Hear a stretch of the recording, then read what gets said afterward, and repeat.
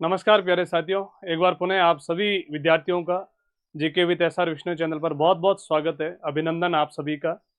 हम लोग one shot revision series को जो शुरू किया है उसके आगामी कड़ी में राजस्थान में संभागीय व्यवस्था के बारे में हम लोग शॉर्टली डिस्कशन करेंगे। और हम लोगों का ये मानस है, कंसर्न है कि हम लोग 8-10 मिनट के अंदर एक जो पूरी हेडिंग है जिसको हम लोग ऑफलाइन बैच में लगभग घंटे भर में पढ़ते हैं उसको हम लोग 10 मिनट के आसपास में कवर कर लें, ताकि इस सीरीज का आप लोग बहुत ज़्यादा से ज़्यादा फायदा उठाएं। यदि आप जैसे छत के ऊपर घूम रहे हैं या फिर आप वॉकिंग कर रहे हैं या जैसे आप पढ़ते हुए दूसरा कोई सब्जेक्ट से आप बोर हो चुके हैं, तो उसके बाद में आपने इसको ईयरफोन लगा करके निकाल लिए। इस हिसाब से ये जो चीज़ सुनने सुनने के लिए बहुत बहुत ज़्यादा आप लोगों के लिए लाभदायक है। तो अगली कड़ी में हम लोग इसमें पढ़ते हैं राजस्थान में संभागीय व्यवस्था। यानी जैसे पूरे देश के अंदर सबसे बड़ी जो इकाई होती है राष्ट्र है, उसको राज्यों में बांटा, राज्यों को जिलों में बांटा। लेकिन जैसे यूपी में 75 डिस्ट्रिक्ट है, राजस्थान में 41 डिस्ट्रिक्ट है, तो डिस्ट्रिक्टों की संख्या ज़्यादा होने के कारण तीन चार या 5-6, किसी में 7-8 भी डिस्ट्रिक्ट हो सकते हैं मिला करके और एक संभाग बनाया जाता है जिसको हम लोग डिवीजन कहते हैं। राजस्थान में संभागीय व्यवस्था। तो राजस्थान में संभागीय व्यवस्था की शुरुआत 30 मार्च 1949 को मुख्यमंत्री हीरालाल शास्त्री के कार्यकाल में हुई। यानी एक एक चीजें आप लोग कोशिश करें, ध्यान से सुने और सुन करके इन चीजों को याद करने के प्रति कार्य करें। राजस्थान में संभागीय व्यवस्था की शुरुआत कब हुई तो जवाब दोगे 30 मार्च 1949। और आप लोगों को विदित होना चाहिए कि 30 मार्च 1949 के दिन ही राजस्थान के एकीकरण का 4th चरण कंप्लीट हुआ था, 4th चरण पूर्ण हुआ था। उस समय उसी दिन राजस्थान के मुख्यमंत्री और प्रथम मुख्यमंत्री बने थे श्रीमान हीरालाल शास्त्री।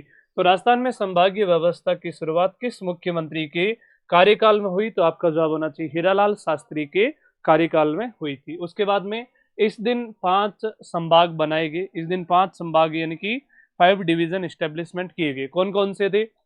जयपुर संभाग, जोधपुर संभाग, बीकानेर संभाग, उदयपुर संभाग और कोटा संभाग। यानी ये आप 5 संभाग याद करो। इन 5 संभागों की स्थापना कब हो चुकी थी? तो 30 मार्च 1949 के दिन हीरालाल शास्त्री के कार्यकाल में इनकी स्थापना हुई। उसके बाद में संभाग स्तर का सबसे बड़ा प्रशासनिक अधिकारी, संभाग स्तर का सबसे बड़ा सरकारी अधिकारी या सबसे बड़ा प्रशासनिक अधिकारी संभागीय आयुक्त होता है। संभाग स्तर का सबसे बड़ा प्रशासनिक अधिकारी कौन होता है? संभागीय आयुक्त, डिविजनल कमिश्नर होता है।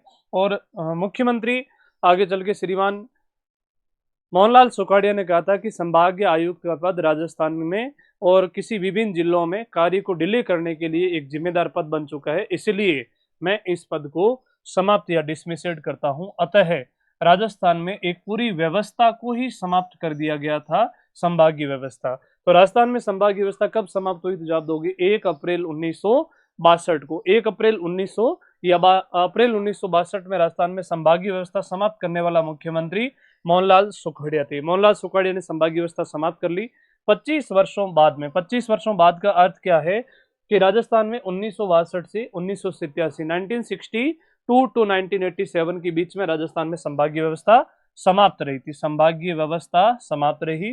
25 वर्षों बाद सीएम हरिदेव जोशी ने 15 जनवरी 1987 को संभागीय व्यवस्था को पुनः शुरू किया। तो राजस्थान में संभागीय व्यवस्था पुनः, याद रखना, राजस्थान में संभागीय व्यवस्था शुरू करने वाला मुख्यमंत्री मोहनलाल हीरालाल शास्त्री थे और राजस्थान में संभागीय व्यवस्था पुनः शुरू करने वाला मुख्यमंत्री हरिदेव जोशी थे। हरिदेव जोशी थे जिन्होंने 1962 से 15 जनवरी 1987 को संभागीय व्यवस्था की पुनः शुरुआत की। और इसी दिन राजस्थान का 6वां संभाग, यानी कि 5 संभाग तो ये एज इट एज दोबारा लागू हो गए। कौन कौन से? जयपुर, जोधपुर, बीकानेर, उदयपुर, कोटा।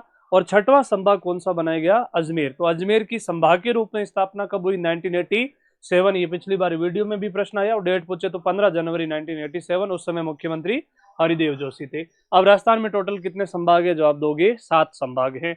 राजस्थान में वर्तमान में 41 जिले और 7 संभाग है। 41 जिले और 7 संभाग है। जैसे जोधपुर संभाग में जिले कितने? 8, उदयपुर संभाग में 7, कोटा संभाग में 4, अजमेर संभाग में 6, बीकानेर संभाग में 4, जयपुर संभाग में 7 और भरतपुर संभाग में 5। इस तरीके से राजस्थान में कुल जिलों की संख्या 41 जो 7 संभागों में बटे हुए हैं। तो कितने संभागों में डिवाइड है? जवाब दोगे 7 संभागों में बटे हुए हैं। जैसे एक एक संभाग के ऊपर हम लोग डिस्कशन करेंगे, कौन कौन सा जिला उस संभाग में है। जैसे जोधपुर संभाग, जोधपुर संभाग में 8 जिले कौन कौन से हैं, तो जिले 8, जोधपुर, जैसलमेर, जोधपुर, जैसलमेर, फलोदी, बाड़मेर, बालोतरा, जालोर, सिरोही और पाली, ये टोटल 8 जिले हो गए। अब इस संभाग की विशेषता क्या है, सर्वाधिक जिलों वाला संभाग। आप इस वीडियो को रोक रोक के यदि नोट्स बना रहे हैं तो लिख लेना, सर्वाधिक जिलों वाला संभाग। सबसे ज्यादा जिले जोधपुर संभाग में, सबसे क्षेत्रफल में सबसे बड़ा संभाग, क्षेत्रफल में सबसे बड़ा संभाग, सबसे कम जनसंख्या घनत्व वाला संभाग। हम लोग किसी जिले की विशेषता नहीं पढ़ रहे हैं, हम तो संभागों की विशेषता पढ़ रहे हैं। सबसे कम जनसंख्या घनत्व वाला संभाग, सबसे कम साक्षरता वाला संभाग, सबसे कम वर्षा ओब्लिक आर्द्रता वाला संभाग, ये जोधपुर संभाग की विशेषता हुई। उसके बाद में दूसरे नंबर पे संभाग है उदयपुर संभाग। उदयपुर संभाग, उदयपुर संभाग में जिले कितने हैं, 7। कौन कौन से, उदयपुर, राजसमंद, चित्तौड़गढ़, प्रतापगढ़, बांसवाड़ा, डूंगरपुर और सलूम्बर। तो ये 7 डिस्ट्रिक्टों से मिलकर के एक संभाग बना हुआ, कौन सा, उदयपुर संभाग। उदयपुर संभाग की विशेषता क्या है, सर्वाधिक वनस्पति वाला संभाग, सर्वाधिक अंतर राज्य सीमा बनाने वाला संभाग, यानी इंटर स्टेट बाउंड्री सबसे ज्यादा किस संभाग की बनती है, तो उदयपुर संभाग की। सर्वाधिक एसटी जनसंख्या वाला संभाग, सर्वाधिक एसटी जनसंख्या वाला संभाग, तो ये विशेषता। और सबसे ज्यादा लिंगानुपात वाला संभाग, सर्वाधिक लिंगानुपात वाला संभाग उदयपुर संभाग। उसके बाद हम लोग पढ़ते हैं कोटा संभाग। कोटा संभाग में जिले कितने, 4। कौन कौन से, कोटा, बारां, बूंदी और झालावाड़। कोटा संभाग में किसी प्रकार का कोई परिवर्तन नहीं हुआ, जो पहले डिस्ट्रिक्ट थे वही डिस्ट्रिक्ट अभी भी इसमें है। कोटा संभाग, कोटा संभाग में 4 जिले। जैसे इसकी विशेषता क्या है, तो सबसे ज्यादा वर्षा ओब्लिक आर्द्रता वाला संभाग, सबसे ज्यादा वर्षा और आर्द्रता किसकी है, कोटा संभाग की है। उसके बाद में सर्वाधिक नदियों वाला संभाग कोटा संभाग, और सबसे कम जनसंख्या वाला संभाग भी कौन सा, आंसर दे दोगे, कोटा संभाग होगा। उसके बाद में कोटा संभाग के बाद में हम लोग पढ़ते हैं अजमेर संभाग। राजस्थान का मध्यवर्ती संभाग जो सभी संभागों से सीमा बनाता है, वो संभाग कौन सा, जवाब दोगे अजमेर संभाग है। अजमेर संभाग में जिले कितने हैं, 6। कौन कौन से, अजमेर, नागौर, डीडवाना, कुचामन, टोंक, ब्यावर और भीलवाड़ा। अजमेर, नागौर, डीडवाना, कुचामन, टोंक, भीलवाड़ा और ब्यावर, ये 6 डिस्ट्रिक्ट हो गए इसमें। अब इसकी विशेषता क्या है, तो एक तो है सभी संभागों से सीमा बनाने वाला संभाग, दूसरा है मध्यवर्ती संभाग, और तीसरी विशेषता है न्यूनतम स्थलीय सीमा बनाने वाला संभाग। अजमेर संभाग का भीलवाड़ा एकमात्र ऐसा जिला है जो एमपी से सीमा बनाता है। इसके अलावा अजमेर संभाग के अन्य जो 5 जिले हैं वो किसी राज्य या देश के साथ सीमा नहीं बनाते हैं, और इसका भी भीलवाड़ा ओनली 16 किलोमीटर एमपी से सीमा बनाता है। उसके बाद में हम लोग संभाग पढ़ेंगे जयपुर संभाग।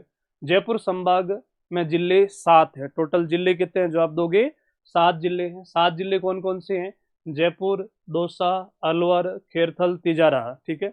जयपुर यानी ये रहा जयपुर, जयपुर के बाद दौसा, अलवर, खेरथल, तिजारा, कोटपुतली, बहरोड, सिक्कर और झुंझुनू। सिक्कर और झुंझुनू ये 8 जिले, सॉरी 7 जिले किस संभाग में, जयपुर संभाग। अब जयपुर संभाग की विशेषता क्या क्या है, सबसे ज्यादा जनसंख्या वाला संभाग, सर्वाधिक जनसंख्या वाला संभाग, सर्वाधिक जनसंख्या घनत्व वाला संभाग।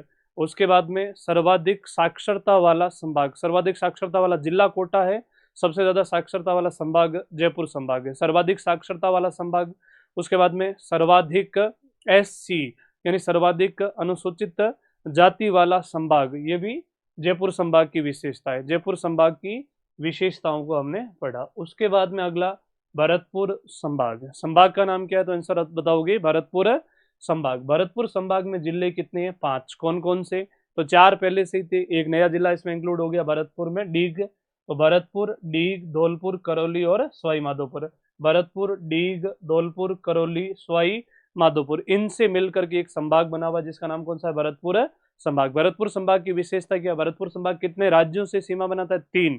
कौन कौन से, हरियाणा से, डीग हरियाणा से बनाता है, उसके बाद यूपी से और उसके बाद एमपी से। सर्वाधिक राज्यों से सीमा बनाने वाला संभाग, न्यूनतम लिंगानुपात वाला संभाग, और क्षेत्रफल में सबसे छोटा संभाग। तो सबसे बड़ा संभाग कौन सा था, जोधपुर संभाग। सबसे छोटा संभाग कौन सा है, आंसर दोगे भरतपुर संभाग। और उसके बाद में बचा हुआ संभाग बीकानेर संभाग। बीकानेर संभाग 4 जिले, कौन कौन से, बीकानेर, गंगानगर, हनुमानगढ़, चूरू। बीकानेर, गंगानगर, हनुमानगढ़ और चूरू से मिलकर बीकानेर संभाग बना। विशेषता यह है कि न्यूनतम वनस्पति वाला संभाग, न्यूनतम वनस्पति वाला संभाग और न्यूनतम नदियों वाला संभाग। नदियां इसमें बहुत कम है, यानी कि एक नदी है घग्गर नदी मुख्य इसकी, तो ये न्यूनतम नदियों वाला संभाग। इसके अलावा जोधपुर संभाग और बीकानेर संभाग, ये दो ऐसे संभाग है जो अंतर्राष्ट्रीय सीमा भी बनाते हैं और अंतर राज्य सीमा भी बनाते हैं। ये संभागों के बारे में हम लोगों ने डिस्कस किया कि अंतर्राष्ट्रीय और अंतर्राज्यीय दोनों प्रकार की सीमा बनाने वाले संभाग कौन से हैं, तो जो आप दोगे बीकानेर संभाग और जोधपुर संभाग। तो ये इस तरीके से राजस्थान के 7 संभाग हैं, ये इनकी विशेषताएं हैं। और ये संभागीय व्यवस्था का राजस्थान में स्टार्टिंग हुई, 25 सालों तक बंद रही। सबसे पहले हीरालाल शास्त्री, फिर मोहनलाल सुखाड़िया और हरिदेव जोशी का नाम संभागीय व्यवस्था से जुड़ा हुआ है। हालांकि 2023 में 7 अगस्त 2023 को 3 नए संभाग बनाए गए थे। कौन कौन से? बांसवाड़ा संभाग, पाली संभाग और सीकर संभाग, जिसे बाद में जाकर के उन संभागों को समाप्त कर दिया या डिसमिसेड कर दिया गया था। तो ये हमने पढ़ी राजस्थान में संभागीय व्यवस्था। मिलते हैं हम लोग नेक्स्ट वीडियो में, जब तक के लिए आप सभी विद्यार्थियों का बहुत बहुत धन्यवाद। Thank you so much.